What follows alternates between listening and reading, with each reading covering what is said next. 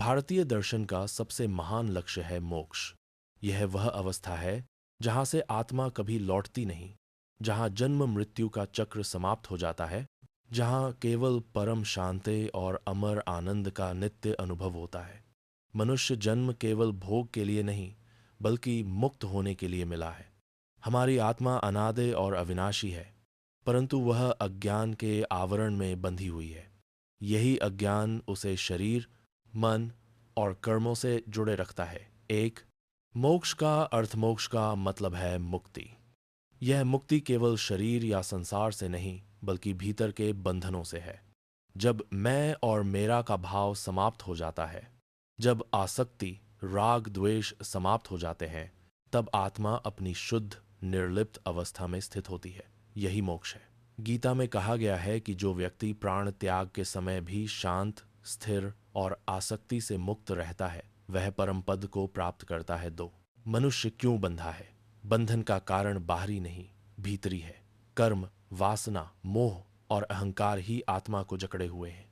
मनुष्य स्वयं को शरीर मानता है और उस भ्रम में वह सुख, दुख, हानि, लाभ, मित्र शत्रु में उलझा रहता है। पर जब वह समझता है कि मैं शरीर नहीं, मैं आत्मा हूं, तो उसके बंधन ढीले पड़ने लगते हैं। तीन, मोक्ष का मार्ग। मोक्ष कोई स्थान नहीं, यह अनुभव की अवस्था है। इसकी प्राप्ति के अनेक मार्ग हैं। ज्ञान मार्ग, आत्मा के स्वरूप को जानना, अहम ब्रह्मास्मि का बोध करना। भक्ति मार्ग, परमेश्वर में पूर्ण समर्पण, जहां स्वयं का अस्तित्व भी ईश्वर में विलीन हो जाए। कर्म मार्ग, निष्काम कर्म, बिना फल की अपेक्षा के केवल कर्तव्य करना। ध्यान योग, जब मन पूर्ण स्थिरता में बैठता है, तब आत्मा परमात्मा का अनुभव करती है। हर व्यक्ति का स्वभाव अलग है, इसलिए मार्ग भी भिन्न हो सकता है, लेकिन गंतव्य एक ही है, स्वयं का परम अनुभव। चार, मृत्यु और मोक्ष। मृत्यु भय नहीं, परिवर्तन है। जब जीव अपने कर्मों का हिसाब पूरा करता है, तब वह अगले लोक या शरीर में प्रवेश करता है। लेकिन मोक्ष का अर्थ है कर्म की समाप्ति, जब आत्मा में न कोई बंधन रहता है, न लौटने की आवश्यकता। जिस आत्मा ने सत्य को देख लिया, उसे पुनर्जन्म की आवश्यकता नहीं रहती। गरुड़ पुराण कहता है, मुक्त वही है जो ब्रह्म को जान लेता है, जो जानता है कि उसके अतिरिक्त कुछ भी शाश्वत नहीं। पांच, मोक्ष में ईश्वर और आत्मा का संबंध। कई दार्शनिक कहते हैं आत्मा और ईश्वर एक ही है, परंतु यह अनुभव तभी संभव है जब अहंकार का पर्दा हटे। जब हम मैं से तू की ओर बढ़ते हैं, तो बीच की दूरी मिट जाती है। भक्त कहता है, जब तू ही मैं और मैं ही तू, तो बंधन कहाँ रहा।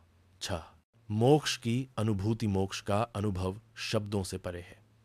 यह वैसा ही है जैसे अंधकार में जलता दीपक, सारा भ्रम मिट जाता है। मोक्ष सन्नाटा नहीं, अपार आनंद है। विरक्ति नहीं, परम एकत्व है। जब कोई आत्मा इस अवस्था में पहुंचती है, तो वह जीवित होते हुए भी मुक्त कहलाती है। उसे जीवन मुक्त कहा जाता है। उसके लिए संसार अब केवल नाटक है, निभाना है, लेकिन बंधना नहीं। सात, साधना की दिशा। मोक्ष पाने के लिए कौन सा मार्ग सबसे प्रभावी है? उत्तर है स्वयं की सजगता। हर विचार को देखो बिना निर्णय किए, हर कर्म को साक्षी भाव से करो, हर परिस्थिति को शिक्षक की तरह स्वीकारो। धीरे धीरे मन शांत होगा, और शांत मन ही मोक्ष का द्वार खोलता है। आठ, निष्कर्ष। मोक्ष कोई भविष्य की बात नहीं, यह वर्तमान की गहराई में छिपा है। जब हम भीतर उतरते हैं, जब मन की परतें हटती हैं, तब आत्मा का प्रकाश स्वयं प्रकट होता है। वहीं शांति है, वहीं आनंद है, वहीं ईश्वर है। मोक्ष ना पाने की चिंता मत करो। चिंतन करो कि इस क्षण कितनी सजगता से जी रहे हो, क्योंकि जब हर क्षण पूर्णता से जिया जाता है, वही मोक्ष का अभ्यास बन जाता है।